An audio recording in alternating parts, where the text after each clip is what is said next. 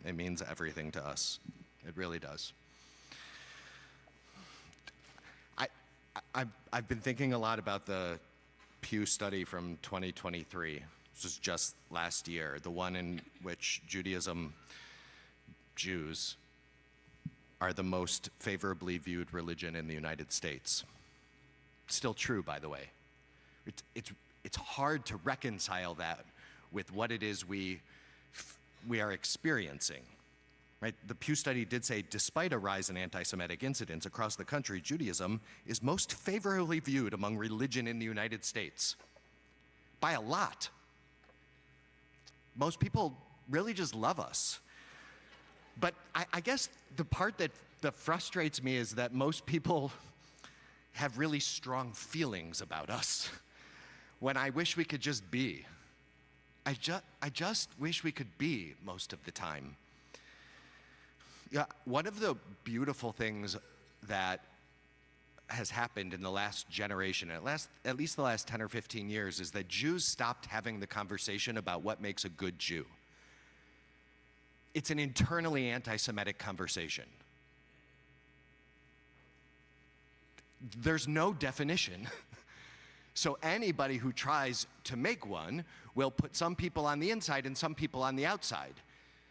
And I'm glad we stopped doing that. I guess I'm really annoyed that while we in the Jewish community, at least spaces like this, have stopped asking the question, what is a good Jew? Let's just be Jewish. Those from the outside have no problem telling us what a good Jew ought to be or look like or believe in the world. So I wonder, what is it about us that garners so much attention, positive or negative, so much love and hate? Do we have some kind of other quality that sets us apart, that you can see with a black light? I'm not going to fully answer that question right now. Fully. In some ways, we're going to spend a whole year in Macomb, DC, dealing with the various aspects of the topic of who we are and what peoplehood is. But I did have a few very bad ideas this week. I often have very bad ideas. Most of them don't come out, some of them do. My first bad idea was trying to get Rabbi Holtzblatt to go rogue at her big speech on Thursday night. Thank God she didn't listen to me and gave the one that she actually wrote. I always want to go rogue. It's good to have people to slow you down. The second one is I thought that I would look for inspiration as to why the Jews get so much attention in the Torah. That was a bad idea. Here's why. In Moses' final address to the Israelite nation before entering the land, he tells us, the Israelites, the people, exactly why we have been chosen for the mission we are on. If you go back 1 week to Parashat Vat, in one of the many exhortations to not only avoid idolatry, but to actively purge idolatry from the Israelite midst, here's what God says: because you are a holy people to God, your God. God chose you to become a treasured people to God out of all the peoples on the face of the earth. That's very sweet. It wasn't because of your being more numerous than all the peoples that God was attracted to you, so that God chose you. God chose you because, I'm reading directly from the Torah, you are the smallest of all peoples. But because of God's loving you and because of God's keeping an oath that God swore to your ancestors, thank you, you were chosen. Treasured. Chosen. I actually like that. I appreciate that divine attention. Dr. Richard Elliott Friedman said about this, as we see in an earlier occurrence of the term treasured for Israel, it applies when they listen to the covenant. It does not refer to any superiority of Israel. It is because of God's affection for Israel and God's oath to the matriarchs and patriarchs. Its practical consequences is that we are now in a covenant with God. So being chosen has many sides, Friedman says. It's inspiring, uplifting, a burden, a challenge. It is a threat, and it is also an opportunity. I feel like I've seen that self-help video somewhere. Now let's move on to our Parshat Eikev, where once again, God is explicit with the Israelites through Moshe as to why we were chosen for this mission. Get ready to be flattered.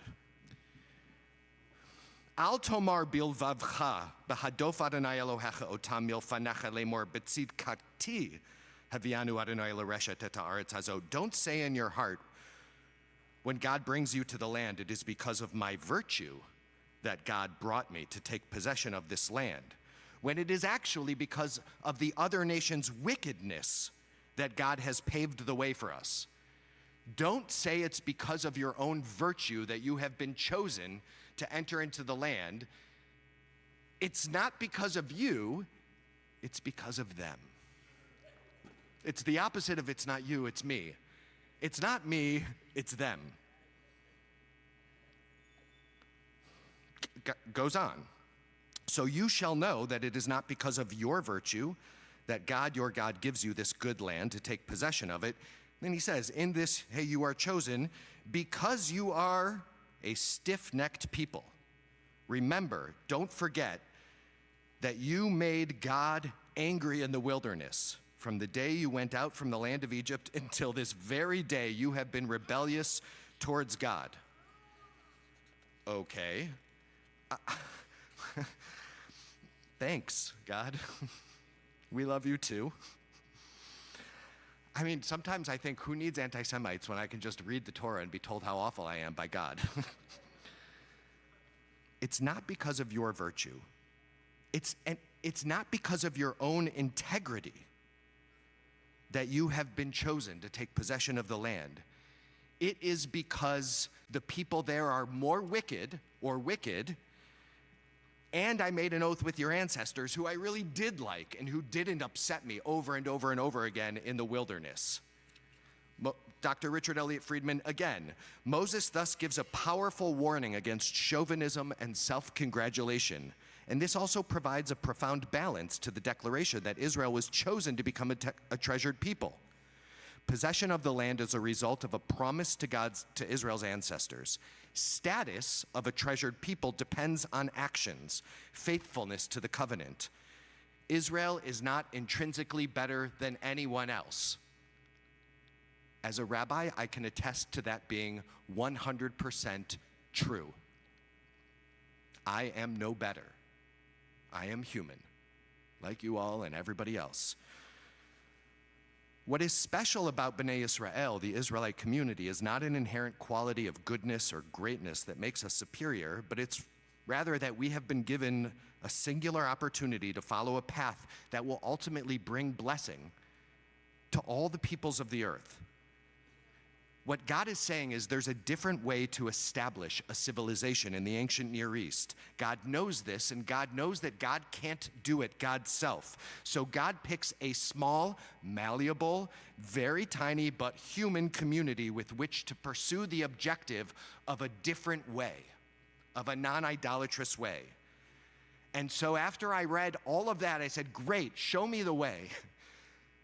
There must be a way for us to actually fulfill this, what often seems like out of reach mission that we have been subjected to or gifted, depending on how you look at it.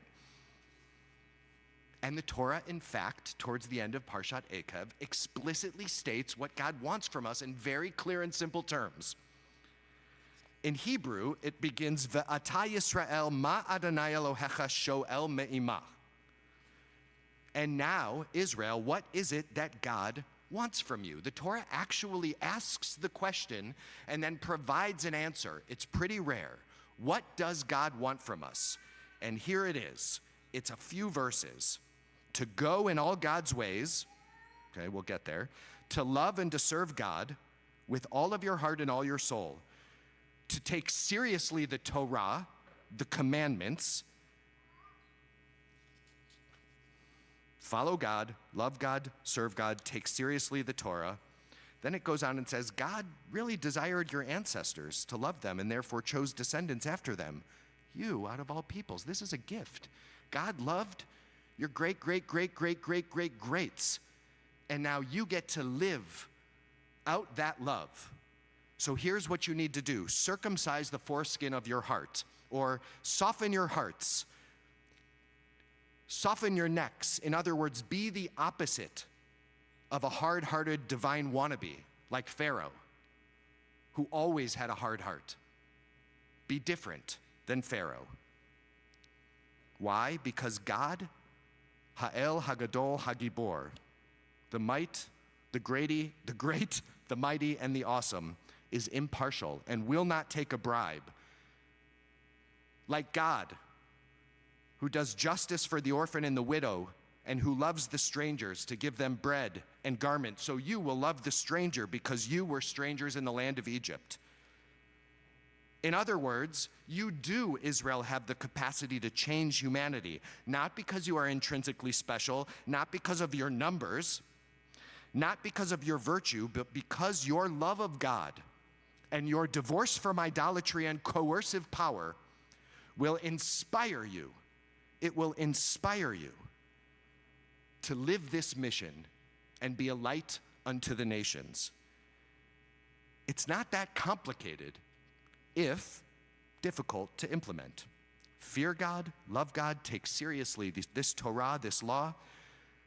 Walk through the world, move through the world with delayered hearts. Be an anti-Pharaoh. Be impartial in judgment. No corruption amidst power. Justice for the marginalized, for orphans and widows, because that's what God does. And not just respect for strangers, but we are commanded to love the other. To love that he, she, they who is not identified within the people itself.